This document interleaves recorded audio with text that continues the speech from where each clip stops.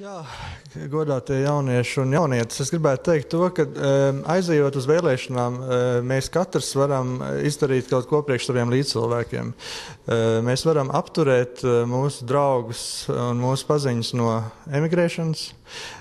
Mēs varam uzlabot viņu stāvokli tādā ziņā, ka viņiem nav jācieš trūkums, un tās ir mūsu balsis par labu. Un beidzot, es domāju, ka Latvijai ir jākļūst saprotamai, un ir jābeidz tas, ka par Latviju, teiksim, no vienas puses kā saka, ka Latviju tā apbrīno, vai ne, visā pasaulē, bet īstenībā, par mums tā drusku smīkņā, vai ne, par to, ko mēs darām.